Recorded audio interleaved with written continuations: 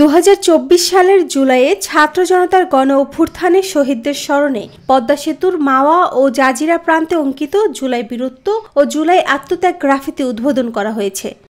শনিবার বিকেলে মাওয়া প্রান্তের মুরাল চত্বরে আয়োজিত অনুষ্ঠানে প্রধান অতিথি ছিলেন অন্তর্বর্তী সরকারের স্বরাষ্ট্র উপদেষ্টা লেফটেন্যান্ট জেনারেল জাহাঙ্গীর আলম চৌধুরী। উদ্বোধনকালে তিনি শহীদদের আত্মত্যাগ ও তাদের সংগ্রামের কথা তুলে ধরেন।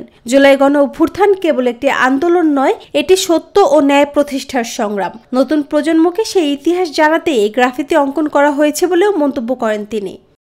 উদ্বোধনী অনুষ্ঠানে রেল মন্ত্রণালয় ও সেতু বিভাগের সচিব, ঢাকা রেঞ্জ ডিআইজি, মুন্সিগঞ্জ ও শরীয়তপুরের জেলা প্রশাসক ও পুলিশ সুপার সহ অনেকে উপস্থিত ছিলেন।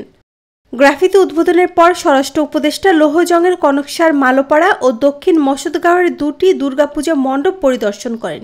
এ সময় তিনি পুজোয় আগতদের মণ্ডপের পবিত্রতা রক্ষা ও পুজো যেন নির্বিঘ্নে হয় সেই আশা ব্যক্ত করেন। পরিদর্শনকালে উপস্থিত ছিলেন মুন্সিগঞ্জ জেলা প্রশাসক ফাতেমাতুল জান্নাত, উপজেলা নির্বাহী কর্মকর্তা মেজর নেসার উদ্দিন, পূজা উদযাপন পরিষদের সভাপতি মনোজ সিং অমিত, হিন্দু বৌদ্ধ খ্রিস্টান ঐক্য পরিষদের সভাপতি অলোক কুমার মিত্র সহ স্থানীয় নেতৃবৃন্দ।